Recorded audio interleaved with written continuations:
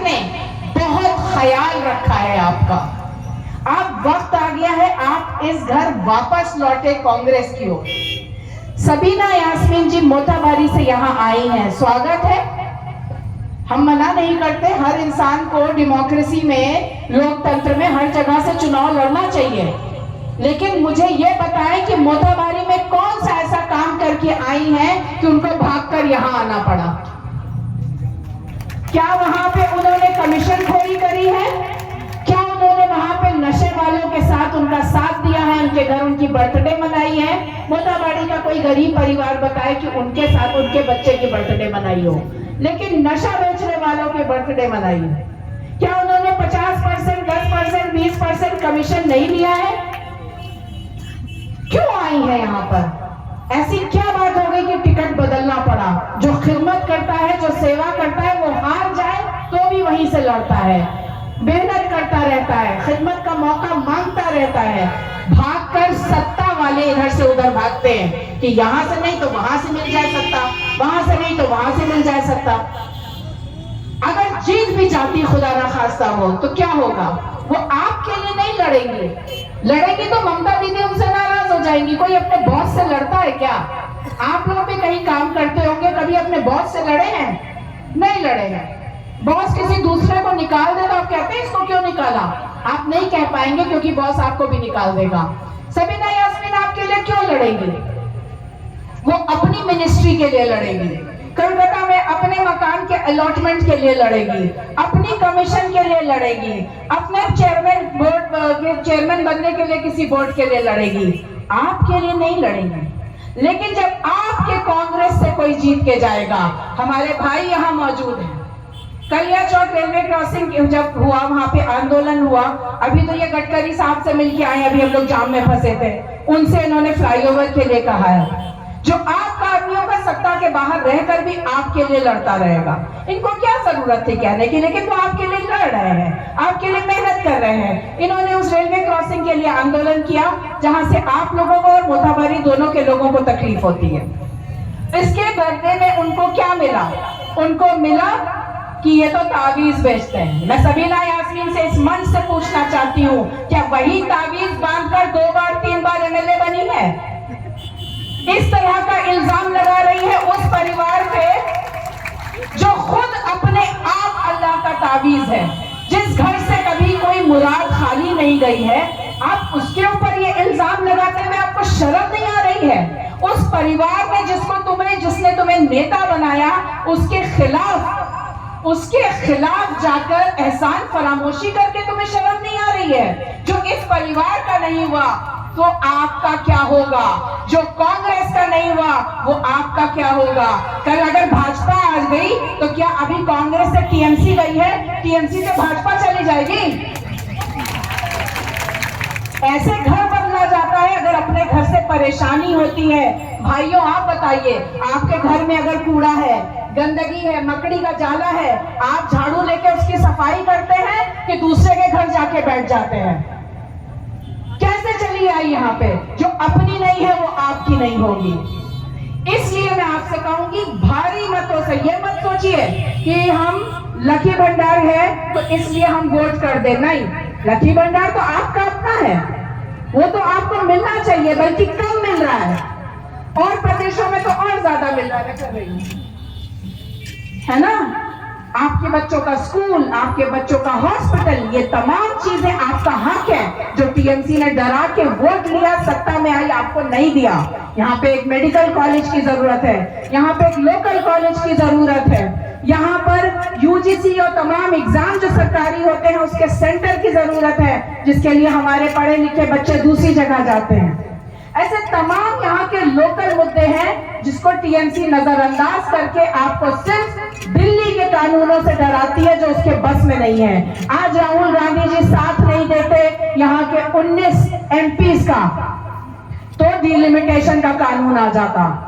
19 MP कुछ नहीं कर सकते हैं, लेकिन 19 एमपी के साथ मिलकर बहुत कुछ किया जा सकता था। लेकिन उन्होंने दिल्ली की सरकार बनने का अलग खड़ी रही, और आज आपके लिए आपका वोट छीनने आई है। इसलिए मैं आपसे कहूंगी, इस बार वोट नहीं बटे, एक मुश्त वोट आप अब्दुल हन्नान साहब को दीजिए, उनको मौका दीजिए, बस मैं यही कहूंगी। बहुत शुक्रिया। এবার আপনাদের সামনে 1 মিনিট মিজানুর রহমান মিয়াকে অনুরোধ করব।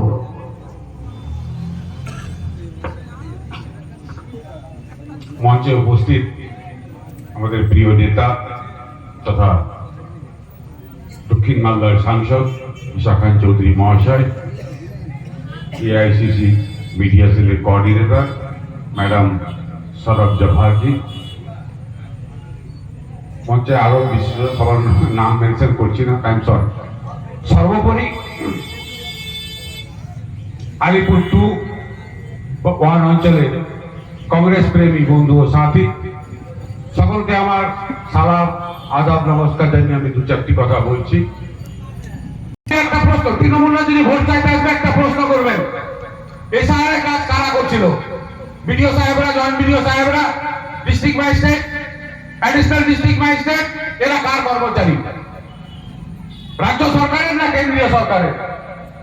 সমস্ত রাজ্য সরকারের কর্মচারী। তো মমতা ব্যানার্জি কি প্রমাণ করতে চাইছেন? 2021-এ মানুষকে এনআরসি ভয় দেখিয়ে ভোট দিয়েছিলেন, আর বিজেপির সঙ্গে প্ল্যানিং করে এই এসআইআর করে এবার ওই হাওয়াটা তুলতে চেয়েছিলেন, কিন্তু ধরা পড়ে গেছেন। কারণ যে সমস্ত অফিসাররা এসআইআর কাজ করলো তাদেরকে যদি তিনি বলতেন, তারা যদিও এখন নির্বাচন কমিশনের আন্ডারে আছে, তারপরেও তো উনার কর্মচারী, যে যাদের বৈধ ভোটার লিস্টে নাম আছে তাদের নামটা তুলে দাও, তাহলে ঝামেলা শেষ ছিল। নাটক করতে গেলেন সুপ্রিম কোর্ট, সুপ্রিম কোর্টে যদি নাটক করতে না যেত তাহলে এই অ্যাডজুডিশনটা হতো না, তাহলে আমরা যে কোনো আন্দোলনের মাধ্যমে আমাদের ভোটগুলো তুলতে পারতাম। ওয়াকআপ এসআইআরও বলেছিল মানবো না, ওয়াকআপ আইন বলেছিল মানবো না। ওয়াকআপ আইনটা মানলো প্ল্যানিং করে, কদিন বাদে 6 দিন আর মাত্র যখন পেপার ডাউনলোড করার টাইম আছে তখন তিনি বলছেন যে আমি এসআইআর এই ওয়াকআপ মেনে গেলাম। এবার যখন মুসলিম সমাজ তাদের সম্পত্তি চলে যাচ্ছে, কবরস্থান, মসজিদ, ঈদগাহ, একটা আন্দোলনের প্রস্তুতি নিল। তো আন্দোলনে মমতা ব্যানার্জি কি ঘোষণা করলো? পশ্চিম বাংলায় কোনো আন্দোলন করা যাবে না, আন্দোলন করলে আমার চেয়ে খারাপ কেউ হবে না, তাই আন্দোলন করতে হলে দিল্লিতে গিয়ে আন্দোলন করো। তাই আমি আপনাদেরকে বলছি যে তৃণমূলকে আজকে বলে দিন যে দিল্লিতে গিয়ে ভোট দিন, মমতা ব্যানার্জিকে বলে দাও দিল্লিতে গিয়ে ভোট দাও, অভিষেক ব্যানার্জিকে বলে দাও দিল্লিতে গিয়ে ভোট দাও। পশ্চিম বাংলার মানুষ যখন পশ্চিম বাংলায় আন্দোলন করতে পারবে না, তো পশ্চিম বাংলার মানুষ আপনাকে ভোটও দিবে না। তাই আমি আমার বক্তব্য দীর্ঘায়িত করছি না, একটু সময় পেলে বলতে পারতাম, যাই টাইম বেশি নাই। আগামী 23 তারিখে আপনাদের কাছে বিশেষভাবে অনুরোধ করছি, যে অত্যাচারটা হয়েছে আমাদের সঙ্গে তার প্রতিশোধ ব্যালট বাক্সের মাধ্যমে আমরা 23 তারিখে বুঝে নেব, এই আশা আপনাদের কাছে রাখছি।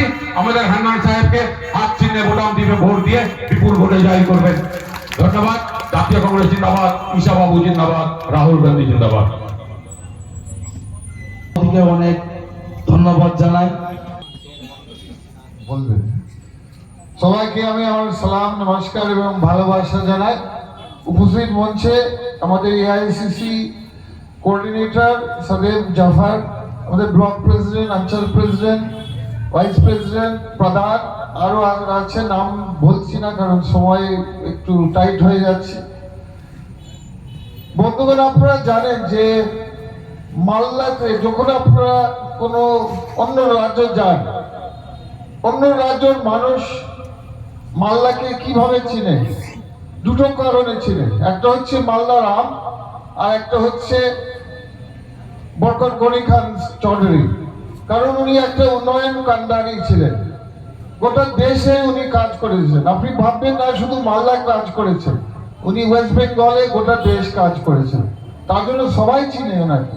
তার জন্য বলবেন যে হ্যাঁ পরিষেবার লোক ছিল, উন্নয়নের লোক ছিল। কিন্তু বন্ধুগণ, আজকে আমি খুব দুঃখিত, আমি দেখছি বাংলাতে, দেশে, আমাদের মালদাতে আস্তে আস্তে আমাদের পরিষেবা, আমাদের উন্নয়ন শেষ হয়ে যাচ্ছে, কমে যাচ্ছে। কেন আমাদের পরিষেবা উন্নয়ন কমে যাচ্ছে? দুটো কারণ হচ্ছে দুটো দল, রুলিং পার্টি একটা বিজেপি, রুলিং পার্টি একটা টিএমসি। এই দুটো কারণের জন্য গোটা দেশে গোটা বাংলাতে আমাদের পরিষেবা প্রচন্ড কমে গেছে। আপনি জানেন কত আমাদের সমস্যা আছে আমাদের মালদাতে। আর্সেনিক মুক্ত জল 2017 সালে একটা প্ল্যান এসছে, রাজ্য সরকার এবং কেন্দ্র সরকার বললেন যে মিলিয়ে দুটো সরকার পেয়েছি কি 800 কোটি দেবে, ঠিক করে দেবে। আজকে অবধি কাজটা শেষ হয়নি। কেন? কারণ নতুন সাপ্লাই দরকার। পাইপ টাইপের সমস্যা নেই, সমস্যা হচ্ছে সাপ্লাই গঙ্গা থেকে নতুন প্ল্যান্ট দরকার। প্ল্যান্ট গঙ্গা থেকে জল তুলবে, গোটা মালদাতে ডিস্ট্রিবিউট করবে। 2017 থেকে পড়ে আছে, কাজটা এখন স্লো হচ্ছে না। রাজ্য সরকার কেন্দ্র সরকার জবাব দিতে পারছে যে 10 বছর কেন সময় লাগছে, 10 বছর ঘুরে চলে গেছে। আমি পার্লামেন্টে জিজ্ঞেস করেছি কিছুদিন আগে। আমাদের সুজাপুরের আরেকটা বড় সমস্যা আমাদের চাকরির সমস্যা। কত গরিব যুবকরা আছে, যুবক মেয়ে ছেলেরা সব বেকার আছে। কেন বেকার থাকবে? অনেকরা অন্যান্য রাজ্য, একটা রেকর্ড আছে আমাদের মুর্শিদাবাদ এবং মালদার ছেলের জন্য, মানুষের জন্য। আর রেকর্ড হচ্ছে কি লক্ষ লক্ষ আমাদের মানুষ অন্যান্য রাজ্য যায় কাজ করার জন্য। কেন কেন আমাদের নিজের রাজ্যতে চাকরি নেই? কেন সুযোগ নেই এখানে? কেন এত হাই আনএমপ্লয়মেন্ট আছে? কেন এত গরিব আছে বাংলাতে? সেটার জবাব তো কেউ দিতে পারবেন না। কেন্দ্র সরকার কি বলবে? কেন্দ্র সরকার 2014 সালে বলেছেন যে আমরা 2 কোটি চাকরি প্রত্যেক বছর দিব। তাহলে এখন অব্দি 20 কোটি চাকরি আমাদের দেশের ছেলে পাওয়ার উচিত ছিল। পেয়েছেন? যুবকদেরকে জিজ্ঞেস করেছে, দেখতে পেরেছেন 2 কোটি চাকরি, 20 কোটি চাকরি? একটাও চাকরি আমরা দেখতে পারিনি। তো এটা ভারত একটা প্রতিশ্রুতি। এবার যারা আমাদের রাজ্য সরকার, একটু আগে বললেন আমাদের স্পিকার যে আমাদের রাজ্য কোনো নতুন শিল্প নেই, কোনো ফ্যাক্টরি নেই, কোনো সুযোগ নেই। কিন্তু কি আছে? দুর্নীতি। চাকরি যদি আপনি চান, একটা যুবক আপনার চাকরি কিনতে হবে। 25,000 চাকরি সেকেন্ডারি টিচার আমাদের রাজ্যতে বাতিল হয়ে গেছে। কেন? কারণ প্রমাণ হয়ে গেল সুপ্রিম কোর্টে যে রাজ্য সরকার টাকা খায়, ঘুষ খায়, দুর্নীতি করে। এটা আমাদের কোনো রাজনৈতিক দলের কথা নয়, এটা সুপ্রিম কোর্টের কথা, প্রমাণ হয়ে গেছে। 2000 চাকরি আমাদের রাজ্য থেকে, আমাদের নিজে মালদা থেকে হয়েছে। তো কত সমস্যা আপনি চান? আমাদের গোটা মালদাতে আমাদের একটা বড় সমস্যা, হয়তো কালিয়াচকের কম সমস্যা, সেটা হচ্ছে আমাদের গঙ্গা ভাঙন। গঙ্গা ভাঙন যখন এনে আমাদের সরকার ছিল, রাজ্য সরকার, কেন্দ্র সরকার ছিল ইউপিএ, তখন আমাদের ফরাক্কা বারাজ, আপনারা সবাই চিনেন ফরাক্কা বারাজ, 120 কিলোমিটার দেখতেন আমাদের কেন্দ্র সরকার। একদম আপনার মানিকচক ঘুগনি অব্দি, একদম মুর্শিদাবাদ অব্দি 120 কিলোমিটার দেখতেন, কাজ করতেন, বড় বড় কাজ করতেন, যাতে ভাইদের বাড়ি, ভাই কেন বলছি, হিন্দু ভাই মুসলিম ভাইদের বাড়ি প্রত্যেক বছর পড়ে যায় গঙ্গাতে। কিন্তু কিছু করে না কেন্দ্র সরকার। কেন্দ্র সরকার 2014 সালে আসার পরে ওরা মাত্র বলেছে 18 কিলোমিটার দেখবো, মাত্র 18 কিলোমিটার। তার মানে কালিয়াচক টু শেষ, মুর্শিদাবাদ শেষ, আপনার মানিকচক ঘুগনি শেষ। কেন্দ্র সরকার আর দেখে না, আর টাকা দেয় না। তাহলে মানুষ কোথায় যাবে পরিষেবার জন্য এবং উন্নয়নের জন্য? কোথায় যাবে? কাকে ধরবে? সরকারের কাজ হচ্ছে উন্নয়ন করার, কিন্তু আজকাল আমরা দেখছি যে রাজ্য সরকার আছে, টাকা ছাড়া কিছু বুঝে না। তারা সরকারকে, পরিষেবাকে একটা ব্যবসা বানিয়েছে। টাকা দাও, তারপরে চাকরি দাও, টাকা দাও, তাহলে কোনো প্রকল্প না দাও, না হলে প্রকল্প না হবে। এটা কিরকম পরিষেবা বলবো? এটা তো চলবে না। আমরা তো গনি খান সাহেবের এলাকা, আমরা মহাত্মা গান্ধী সাহেবের এলাকা, যেখানে আমরা চাই, আপনার অধিকার হচ্ছে, বললেন আমাদের স্পিকার যে আপনার অধিকার হচ্ছে উন্নয়ন পাবার, পরিষেবা পাবার। আর দেখছি আমরা যে যখনই ইলেকশন আসে, এই দুটো দল বিজেপি টিএমসি চক্রান্ত একটা করে। কারণ আপনারা শুনলেন, এই দলরা চায় না যে ইলেকশন আসুক। আপনারা যদি ভেবে চিন্তে যদি ভোট দেন, তখন এই দলগুলো থাকবে না, কোনো একটা বিজেপি থাকবে না, টিএমসিও থাকবে না। কারণ আপনি তো প্রশ্ন করবেন আমি কেন কত কোটি লক্ষ লক্ষ টাকা আমি কেন টাকা দিচ্ছি, আমার অধিকারের জন্য কেন আমাকে দিতে হচ্ছে, আমার বাড়িতে ছাদ নেই, আমার খাবারের পেট নেই, আমার ছেলের মেয়ের চাকরি নেই, কেন আমি টাকা দেব? এইসব প্রশ্ন আপনারা শুরু করবেন। আপনারা এইগুলো সরকার চায় না যে এই প্রশ্নগুলো আপনি করেন। আপনি বলবেন আমার উন্নয়ন হচ্ছে না, পানি জল আর্সেনিক মুক্ত জল আমি পাচ্ছি না কেন, আমার সুজাপুর আমার কালিয়াচক কেন আমাদের বারবার ডিক্লেয়ার করেছে রাজ্য সরকার কি আমাদের একটা মিউনিসিপ্যালিটি হবে, মিউনিসিপ্যালিটি কেন হচ্ছে না রাজ্য সরকার জবাব দাও।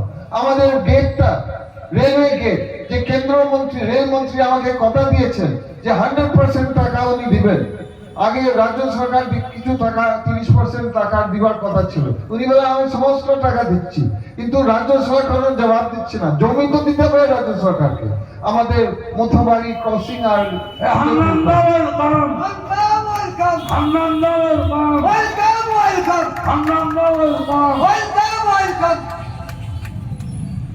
এইগুলো যাতে আপনারা প্রশ্ন না করে, আমাদের প্রার্থী এসছে হান্নান সাহেব, যাতে আপনি না করে এইগুলো চক্রান্ত চলছে। 2021 সালে আপনারা শুনলেন ভয় আর বিভেদ, এই দুটো দল আপনার সঙ্গে খেলা করছে, ভয় আর বিভেদ।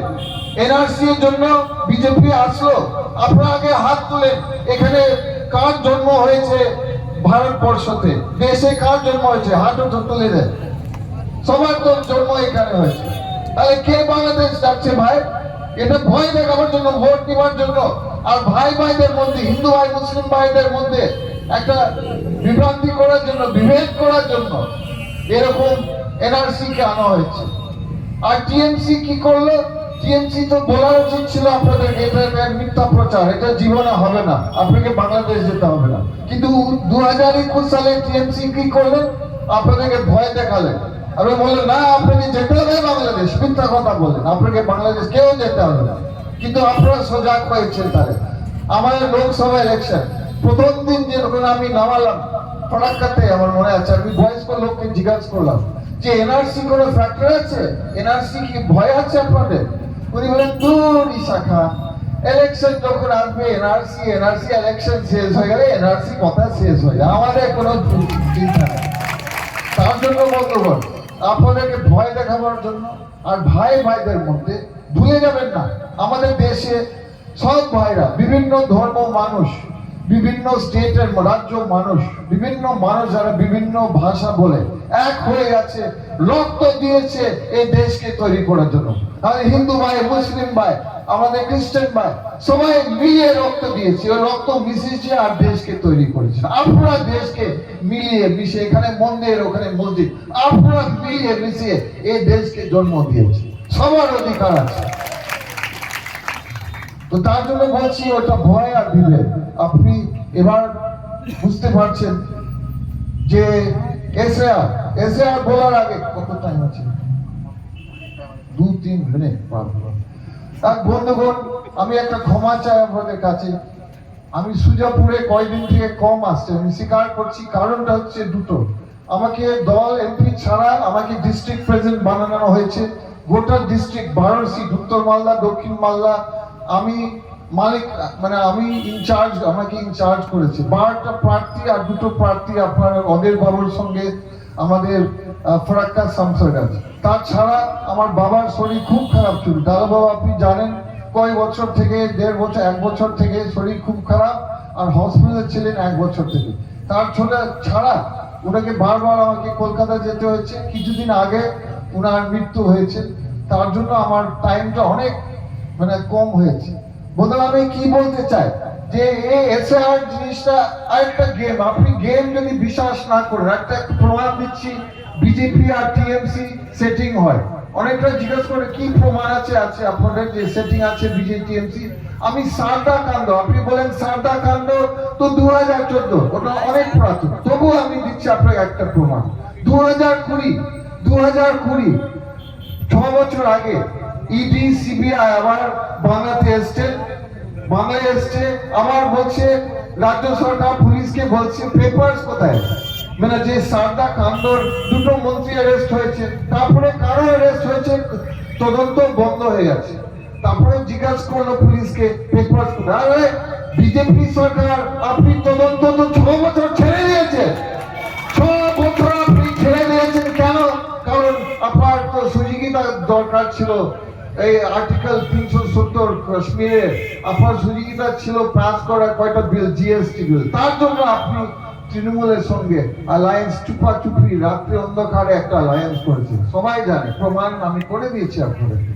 আমি বলতে চাই এসআর হচ্ছে সেম জিনিস, এসআর দুটো আপনি অবাক হয়ে যাবেন, আপনাদের সবার ভোট কিন্তু চলে আসবে কিছু 2 সপ্তাহের মধ্যে, 3 সপ্তাহের মধ্যে সবার যারা ডিলিট হয়ে গেছে ভোট আবার চলে আসবে। কারণ ভুল করেছে রাজ্য সরকার, ভুল করেছে ইলেকশন কমিশন, আপনাদের কোনো ভুল নেই, আপনারা সবাই দেশের নাগরিক।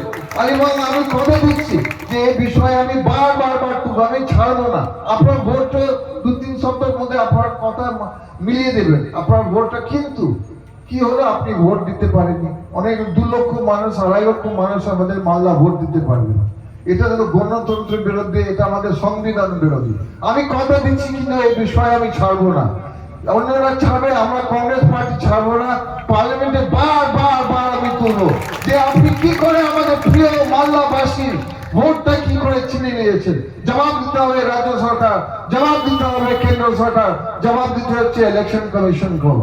এটা একটা খুব বাজে জিনিস হয়েছে, কথা দিচ্ছি আপনাদের বিপদে থাকুক। শেষে আমি এখন শেষ করছি, আমাদের ক্যান্ডিডেট আব্দুল হানান সাহেব, উনি একটা সোশ্যাল ওয়ার্কার, অনেক দিন থেকে কাজ করছেন আমাদের মালদাবাসীদের জন্য। উনাকে অবশ্যই আপনারা হাত ছিঁড়ে ভোট দেবেন, কোতোয়ালির হাত থেকে সরে রাখুন। যে প্রার্থী হতে, যে ক্যান্ডিডেট হতে চাইছে, এমএলএ হতে চাই টিএমসি থেকে, ও নিজে এলাকাতে কাজ, ও কংগ্রেসের ছিল, ও কংগ্রেসকে ছেড়ে টিএমসি চলে যায় সুবিধাবাদীর জন্য। উনি বললেন আমি টিএমসি তে যাচ্ছি, মন্ত্রী হচ্ছে কিছু কাজ করার জন্য, তো এইগুলো একটা কাজ ও করতে পারেনি, শেষ করতে পারেনি, যেমন গঙ্গা বাহন, যেমন কলেজ, যেমন আরো কাজ। বন্ধুগণ, অ্যাকচুয়ালি আমার নিয়মের দল, তাহলে আমার বক্তব্য এখানে শর্ট রাখতে হবে। আমি শুধু বলবো আপনি আমাদের হান্নান সাহেবকে 23 তারিখে হাত ছিঁড়ে ভোট দেবেন, দুয়া আশীর্বাদ দেবেন। আমাদের কংগ্রেস পার্টি আমাদের মিলের জন্য, আপনারা সবাই আমাদের লোক, সবাই, কোনো ধর্ম নেই, আমাদের কোনো ইয়ে নেই, আমরা সবার মানুষ। আপনারা হচ্ছে আমাদের মানুষ, আপনি হচ্ছেন আমাদের মানুষ, আপনি হচ্ছেন আমাদের মানুষ, আপনারা সবাই আমাদের মানুষ। শান্তির জন্য, উন্নয়নের জন্য, পরিষেবার জন্য হাত ছিঁড়ে ভোট দেবেন তো? বাস এখানে আমি আমার ছোট বক্তব্য শেষ করছি, টাইম শেষ হয়ে গেছে, ইলেকশন নিয়ম আছে এখানে শেষ। ধন্যবাদ, সালাম, নমস্কার।